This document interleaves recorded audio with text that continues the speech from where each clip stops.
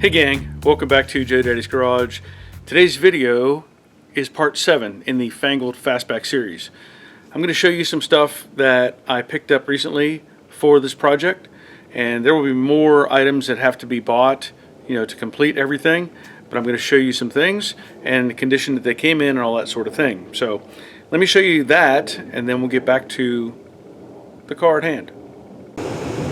Well, it appears the glass for the 68 Fastback is here, but it's not here because they can't bring it to my house. I live on a dead-end street and you can't bring a semi down my road. So I'm gonna go meet the guy and get the glass.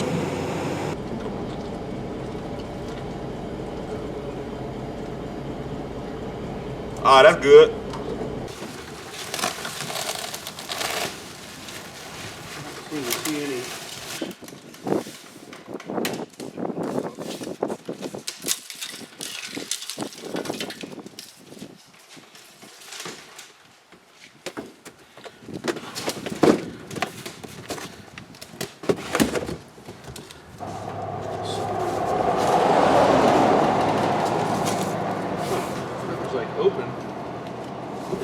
You know what? It might be just a cushion. Yeah, that is. Yeah, just to hold stuff in place, I think. Okay, cool. Okay. That was weird. What is that box? So that's going to be a side glass.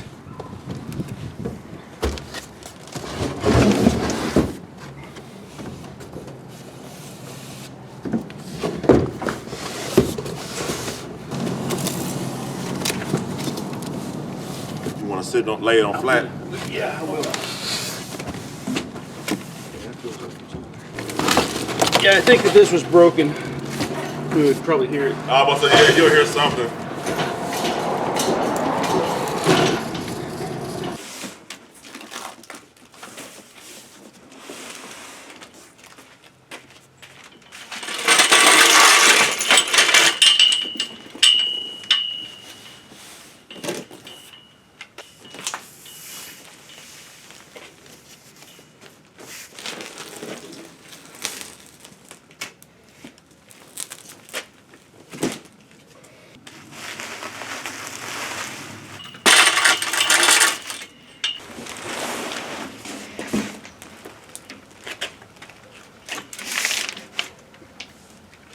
So,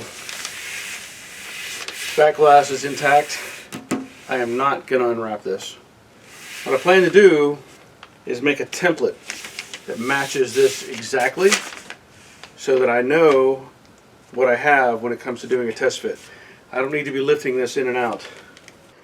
New front windshield. Appears to be intact. Well packaged. No complaints there. Everything looks good.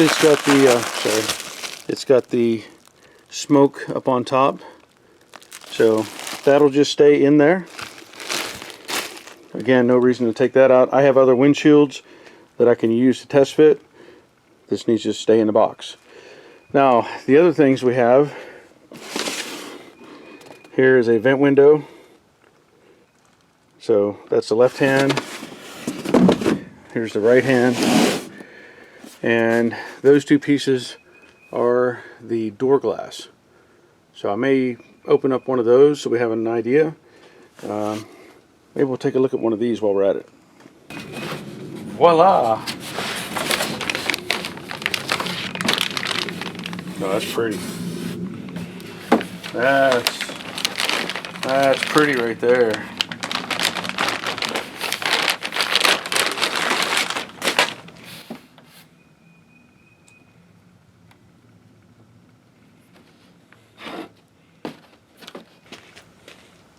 How about that? Now, I've never used replacement ones of these. I've always used original, so hopefully this fits like it's supposed to. That would be very nice.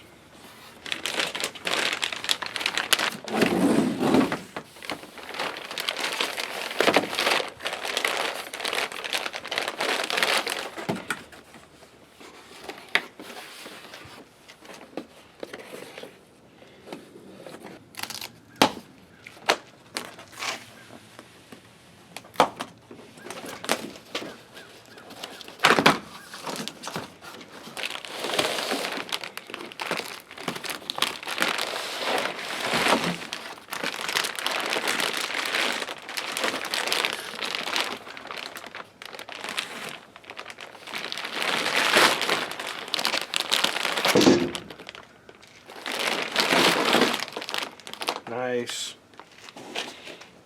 Very nice. Happy with that. So I'll set this stuff aside and we'll get more done on the fastback before these can ever go in. So as long as we're going through parts, let's take a look at this.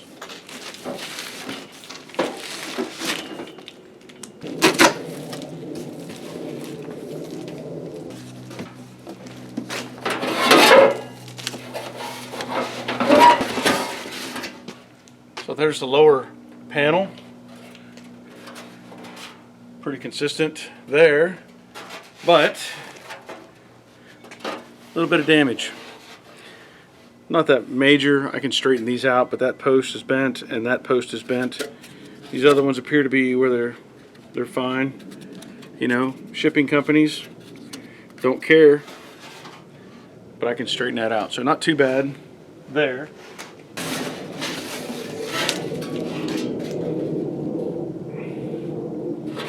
Not bad.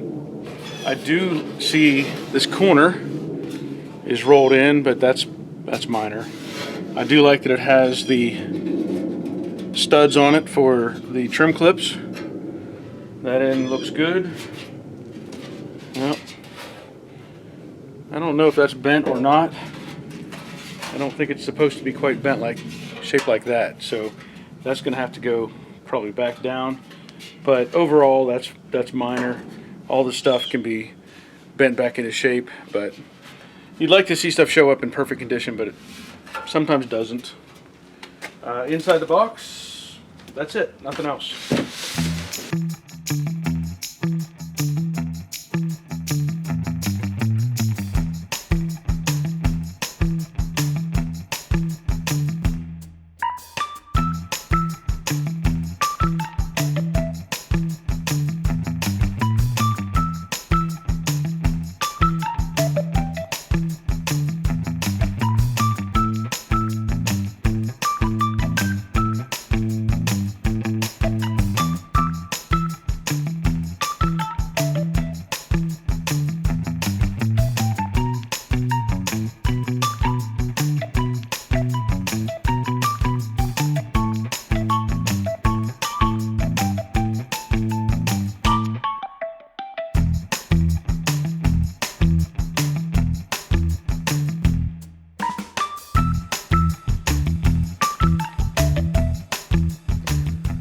Okay, let's talk about a few things here. You know, I've mentioned about how these pieces interact and fit together and sequence and all that sort of thing. As you're putting this together, if you look at the roof, let's say you had the roof sitting in place, you can't change the dimension here. Like, you can't pull one side in or the other side in order to make this fit better. Your limitation is the roof, which also is your windshield limitation, okay? So we're going to look at some things. As this is set into place, you'll see some things like this corner of the upper part of the cowl. You'd feel like it should line up with this. At least in my opinion, I feel like it should. Come further up and you'll see that the hole lines up between the two, so that's good. And it fits fairly decent up here. This will take some massaging to get it to fit exactly. This is the corner that was bent and I straightened it out with a pair of duckbill pliers. Now, one thing that I'm looking at is this hole underneath here. So you can see my finger coming through that hole, but it's not lining up with that hole. And you look at this and you think, well, that's a big concern. Why is it not doing that? Well, here's the deal. You can't change it. Like, this is the width of the firewall. This is the width of the cowl. And that is the width of the roof. So for some reason, this isn't made in the right spot. Don't sweat it. It's not that big a deal. This can be, you know, use seam sealer to plug up that hole or whatever. But when you look at these pieces, you'll see, and I'm going to look at the original car, the coupe as well. So same thing over here. These holes are great. Again, this one is offset. Not a big concern.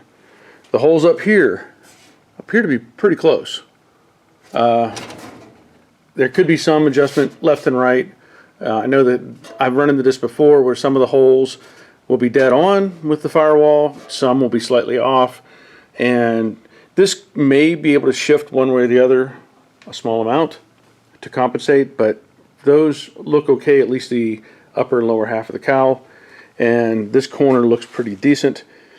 Of course, we still have to get the dash out of the other car, but I'm just like emphasizing what you see here. So like you can see these distances, how far away that is, how big a drop off, you know, area this is. And so we'll go look at the other car and those areas.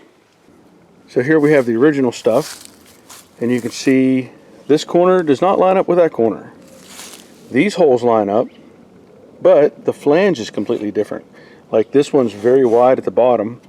The dynacorn one, they make it come out way out to this corner and create a really wide flange here. So there's a difference in that shape. This is pretty consistent with how it's supposed to look. And you look at where this corner meets the kick panel, how it overhangs it slightly. We'll go to the other side, and similar situation. This one nicely overhangs the kick panel, but it's short on the lower cowl. This hole is dead on, and you can see the gap here, the distance between the edge of the cowl and the overhang. So you see how this drops back. Like if I put my finger there, you can see big difference, but same stuff. Like it's not that big of a concern when it comes down to it. So again, big wide flange, like I was saying. You really can't change it. You can't change the width of the firewall, you can't change the width of the roof, you can't change the width of the glass. So you just have to work with how this is made when you put it together. I'll still do some adjusting and fine-tuning on it, of course, and continue on with the fitment process.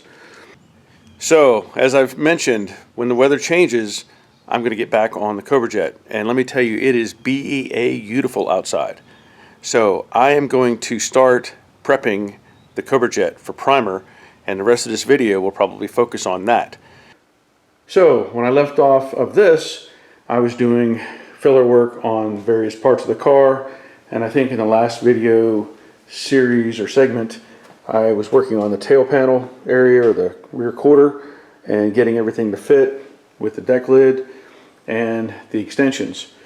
So I am now going over some more sanding details, trying to make sure there's no flaws anywhere, and at this point I'm feeling pretty good about it.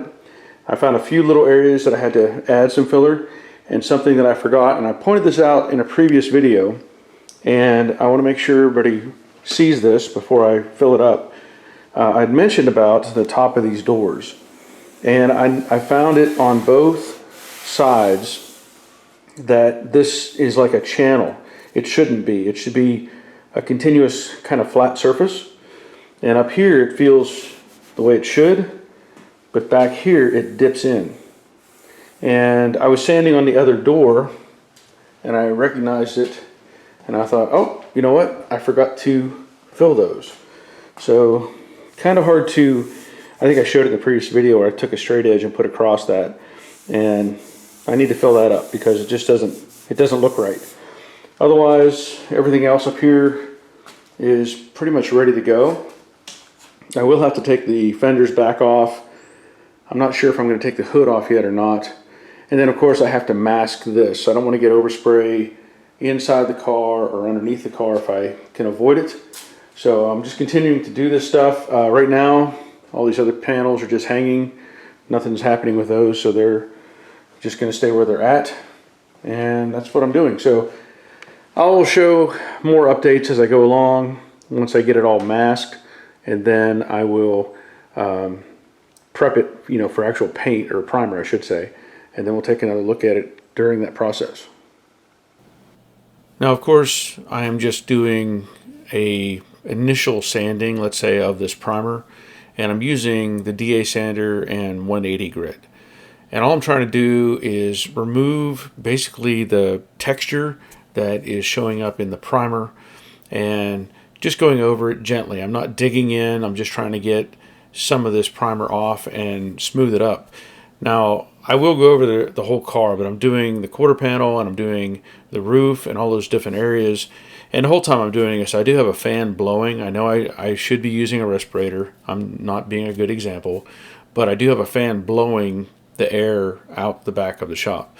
So I go over all of the roof structure, all that area, and make sure it's ready to go. Now, later on, I will sand this with 400 so that it's a smoother texture and the sanding scratches of 180 won't be as noticeable, let's say.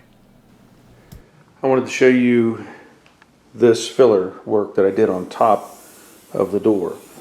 It ended up the whole area needed filler almost all the way to the front. So it's, it was dipped in, but now it feels like it should.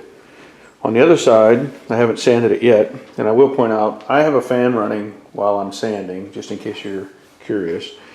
But you see here, you can just see the shallow of that dip, and that'll go away when I sand this, but all this had to be covered with filler. I also sanded on the quarter panel, and I did more of the roof.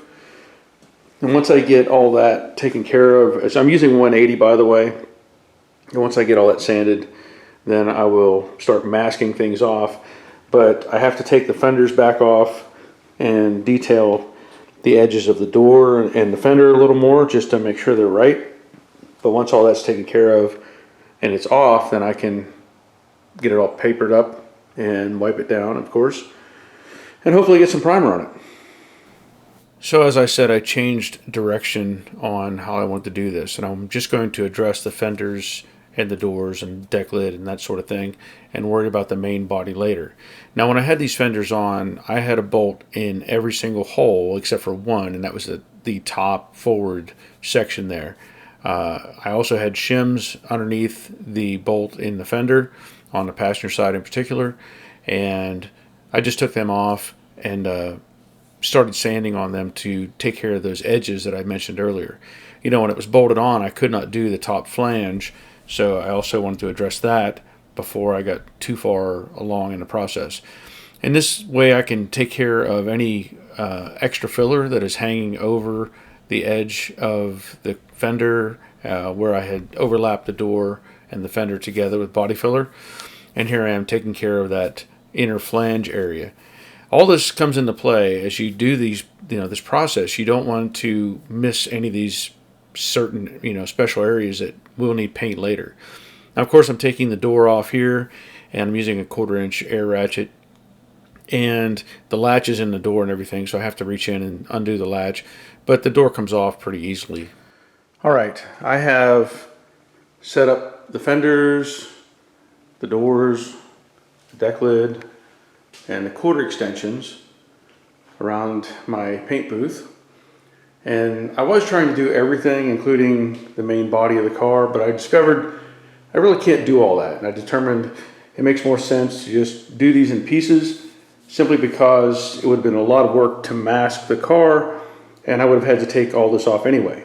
So I will do this in 2 segments. Now this particular session, I will just prime or reprime all of these pieces as you see them. Now I will point out, there were areas where I had bare metal, and there's a few ways you can approach this, and I've talked with my PPG rep specifically, and he commented that you can just take self-etch primer and just hit those areas, and that's what I've done. Like up here on the corner of the fender, I've added some self-etch, and he's done the same thing. He said there's no issue with that because the primer will cover all of it and take care of it. So I'm just doing that because you can spray epoxy if you wanted to, or you can just use self-etch and it'll do a good job. I've done it that way many times and I've had no issue with it. So I will mix up the primer and get it sprayed. So you all have seen this before. I'm using the old PPS style cups. Always make sure you have a liner in there and a lid ready to go. I'm going to open this up and I'm going to put my respirator on. Now this is the Deltron NXT, and that's what I've used before, and that mixes up 3 to 1 with the NCX275, and I'm going to add a little 1370 reducer. So I'm going to mask up and see how it looks.